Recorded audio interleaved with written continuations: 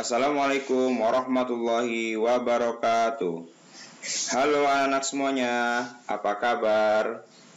Bapak doakan semoga kamu selalu diberikan kesehatan dan kemudahan dalam belajar oleh Allah Subhanahu wa Ta'ala. Bertemu lagi di channel pembelajaran online Asdi Saputra Channel. Marilah kita awali pembelajaran kita pada kali ini dengan membaca basmalah. Bismillahirrahmanirrahim. Oke anak-anak, untuk materi video pembelajaran pada kali ini kita akan membahas mengenai penyesuaian diri makhluk hidup dengan lingkungan. Kompetensi dasar 3.3, menganalisis cara makhluk hidup menyesuaikan diri dengan lingkungan.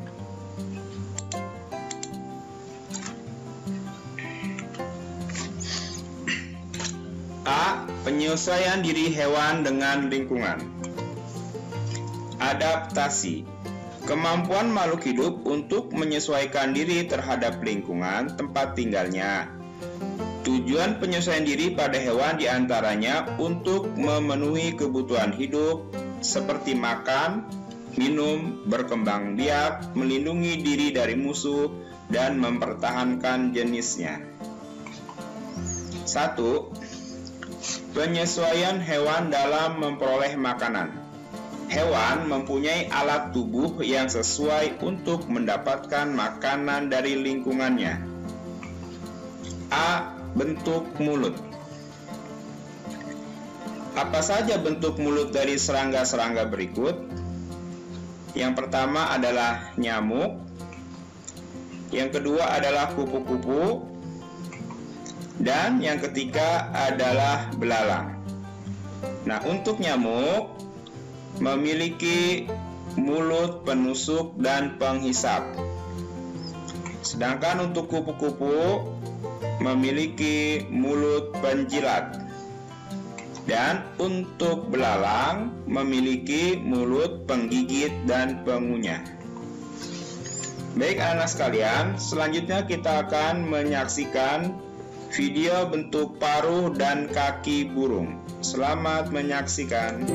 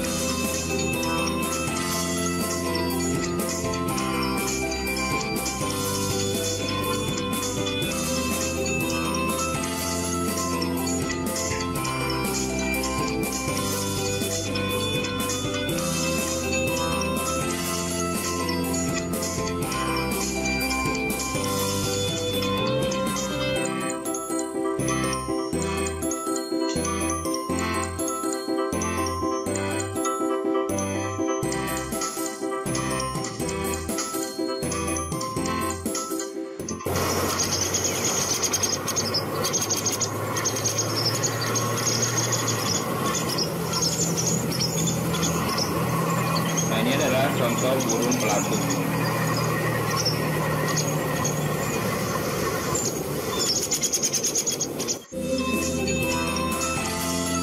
Kemudian macam-macam bentuk kaki burung.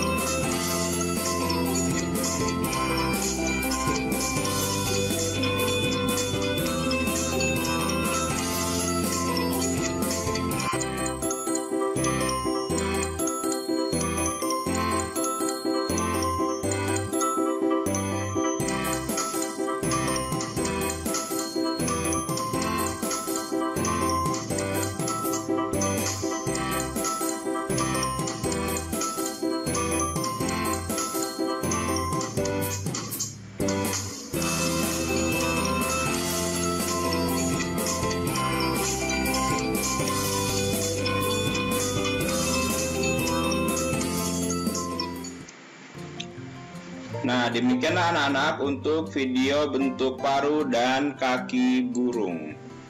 Selanjutnya kita lanjut ke bagian C, yaitu bentuk gigi. Hewan pemakan daging seperti harimau mempunyai taring yang tajam untuk mengoyak mangsa. Hewan pemakan tumbuhan seperti sapi memiliki gigi seri yang tajam untuk memotong makanan dan geraham yang bergelombang untuk menggilas makanan. Hewan pemakan segala seperti kera memiliki gigi seri, taring, dan geraham yang berkembang dengan baik. Kemudian, 2. Penyesuaian hewan untuk mempertahankan diri. Jadi untuk selanjutnya kita akan mempelajari tentang bagaimana hewan bisa mempertahankan dirinya. Yang pertama, A. Mimikri. Hewan yang memiliki kemampuan mimikri ini akan mampu mengubah warna tubuhnya menyerupai warna tempat yang dipijaknya. Jadi hewan ini tidak perlu repot-repot mencari tempat yang warnanya sama dengan warna tubuhnya. Contohnya adalah bunglon. Bunglon ketika di dahan pohon mampu mengubah warna kulitnya menjadi coklat. Dan ketika berada pada dedaunan mampu merubah menjadi hijau. Nah, selain bunglon yang bisa merubah warna sesuai dengan kondisi tempatnya, hewan lain itu adalah gurita. Kemudian B. Kamuflase. Kamuflase adalah kegiatan yang dilakukan oleh suatu hewan dengan berada di tempat yang memiliki warna sama dengan warna tubuhnya. Jadi, hewan ini akan mencari tempat yang berwarna sama dengan corak tubuhnya sendiri. Contohnya adalah hewan berikut, ya. Warnanya agak kecoklat-coklatan, kemudian dia akan hinggap di batang pohon yang berwarna coklat sehingga saru untuk dilihat oleh pemangsa. Kemudian juga hewan yang bentuk tubuhnya seperti daun akan melakukan kamuflase di sekitar daun sehingga tidak terlihat oleh pemangsa. Nah, anak-anak sekalian, bentuk kamuflase ini juga ditiru oleh TNI atau juga dari kalangan militer, ya, seperti menggunakan baju atau pakaian seragam yang bisa menyerupai tempat-tempat atau kondisi tertentu sehingga penyamarannya tidak bisa dilihat oleh musuh. Kemudian yang C, autotomi. Dilakukan dengan cara melepaskan sebagian tubuhnya. Contohnya adalah kadal dan cicak. Jadi untuk kadal dan cicak, ketika terancam maka kadal dan cicak akan memutuskan ekornya sehingga kadal tersebut atau cicak tersebut bisa menghindari musuhnya. Kemudian D, kelenjar bau. Nah, beberapa hewan melindungi diri dengan mengeluarkan bau yang tidak sedap. Contohnya adalah pada walang sangit. Kemudian yang E, mengeluarkan bisa dan sengat. Contohnya ular, kalajengking, dan lipan. Ada pula yang melindungi diri dengan cara menyengat seperti ubur-ubur. Kemudian yang F, berpura-pura mati. Contohnya adalah kumbang badak. Nomor 3, penyesuaian hewan terhadap kondisi ekstrim. A. Penyesuaian di kutub. Menyimpan cadangan lemak yang tebal di bawah kulitnya. Lemak tersebut membuat mereka tetap hangat di daerah yang bersuhu sangat dingin. Jadi contoh hewannya adalah penguin. Kemudian yang B, penyesuaian di gurun.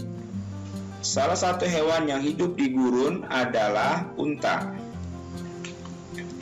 Nah, anak-anak sekalian, unta memiliki punuk yang berisi cadangan lemak.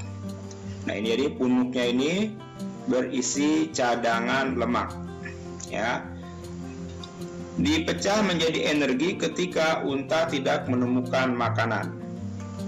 Kemudian, usus unta lebih panjang daripada hewan mamalia lain sehingga dapat menyerap air sebanyak-banyaknya dari makanan yang dimakan.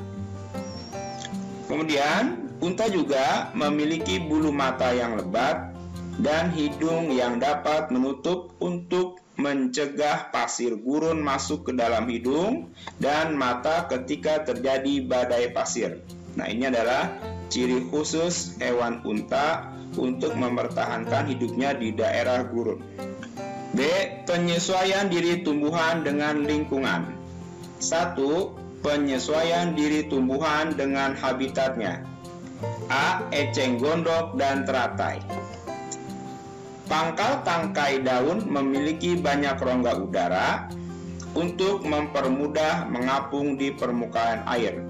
Jadi, tumbuhan eceng gondok ini ciri khususnya adalah tangkai daunnya, ya, tangkainya atau batangnya ini memiliki rongga udara. Fungsinya adalah untuk mengapung di permukaan air. Kemudian, akar eceng gondok lebat dan berserabut. Jadi akarnya, ya, ini bagian akarnya lebat dan berserabut. Fungsinya untuk menjaga keseimbangan agar tidak mudah terbalik di permukaan air, ya. Jadi kalau batangnya ini bergelembung atau memiliki rongga udara, tujuannya untuk mengapung di permukaan air, sedangkan akarnya yang berserabut tujuannya adalah untuk menjaga keseimbangan agar tidak terbalik di permukaan air. Kemudian, tumbuhan ini adalah tumbuhan teratai. Nah, permukaan daun dilapisi lapisan lilin yang tebal sehingga tidak akan membusuk walaupun terkena air.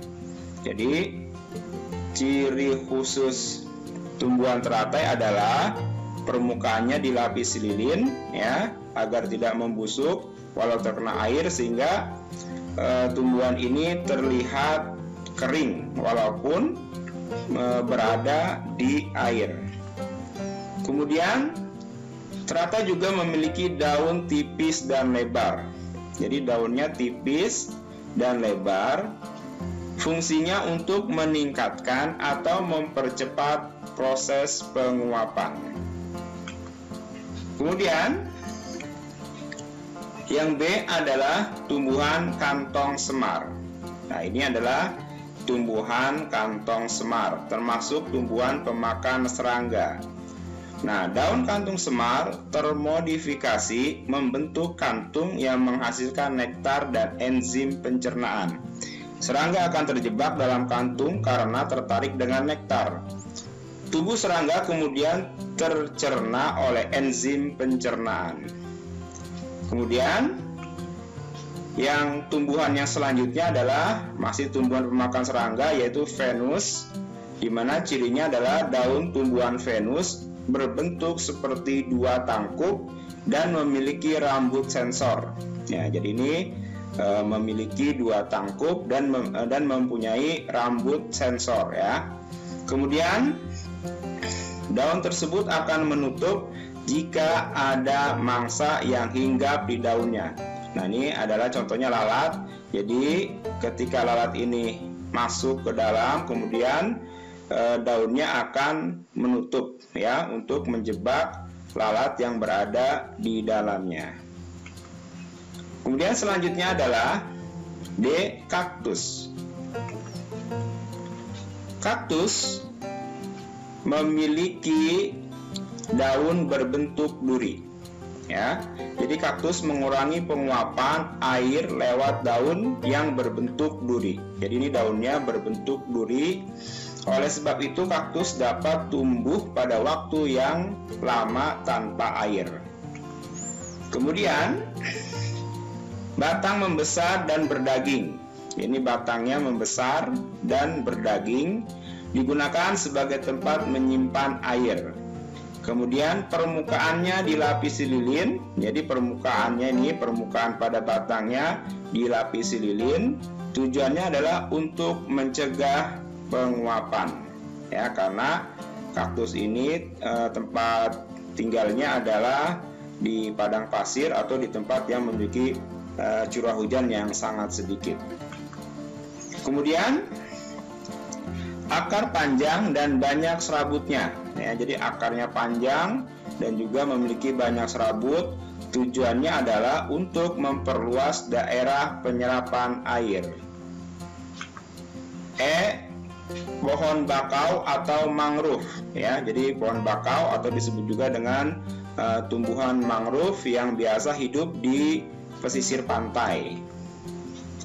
Habitat bakau berlumpur dan didominasi oleh pasir.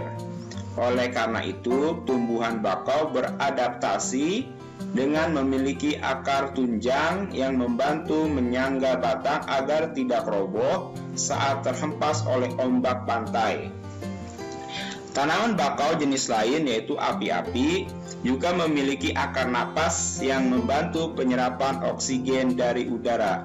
Nah, makanya anak sekalian, pohon bakau ini biasanya ditanam di pinggir pantai. Salah satu tujuannya adalah untuk mencegah terjadinya abrasi pantai, karena akar-akar yang kuat ini bisa menahan atau menghancurkan gelombang laut. Kemudian pohon jati. Nah, anak sekalian, salah satu keunikan dari pohon jati adalah pada musim kemarau pohon jati menggugurkan daunnya atau disebut dengan istilah meranggas. Nah, daun-daun tersebut digugurkan sebagai upaya terhadap lingkungan yang kering dan panas. Jika daun digugurkan, penguapan air akan berkurang. Jadi tujuan dari pohon jati menggugurkan daunnya di musim kemarau adalah untuk mengurangi penguapan di musim kemarau. Kemudian nomor 2, penyesuaian diri tumbuhan untuk melindungi diri. Dengan duri. Duri dapat tumbuh di beberapa bagian tumbuhan, seperti batang, buah, atau daun. Ya, ini contohnya adalah bunga mawar. Duri pada tumbuhan mawar berguna untuk melindungi diri dari lawan pemakan tumbuhan. Ya, jadi duri ini adalah untuk melindungi diri dari pemakan tumbuhan, misalnya seperti kambing ataupun sapi. Kemudian yang B, racun. Zat racun dapat terkandung pada bagian batang, daun, atau buahnya. Nah, anak sekalian, semua bagian tumbuhan kecubung, jadi bunga kecubung ya, mengandung racun, terutama bagian daun dan bijinya. Jadi jangan sekali anak-anak untuk coba-coba mengkonsumsi bunga kecubung, nanti bisa mengalami keracunan.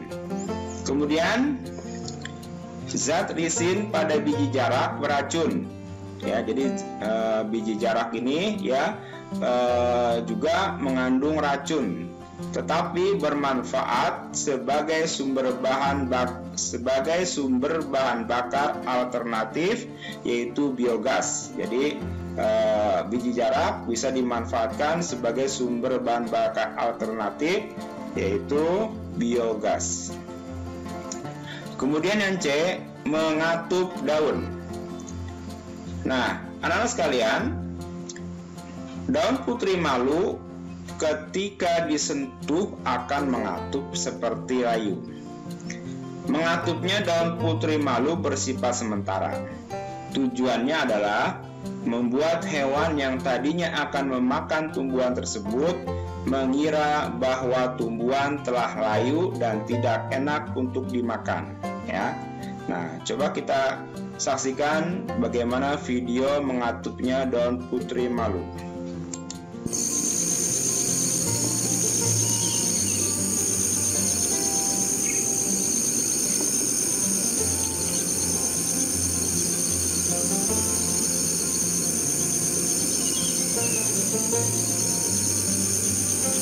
kalau disentuh dan putri malu ini akan mengatup, ya, akan terlihat seperti layu. Nah, selain mengatup, dia juga memiliki duri-duri halus di batang tumbuhan tersebut. Nah, anak-anak sekalian, alhamdulillah untuk pembelajaran pada video kali ini telah selesai.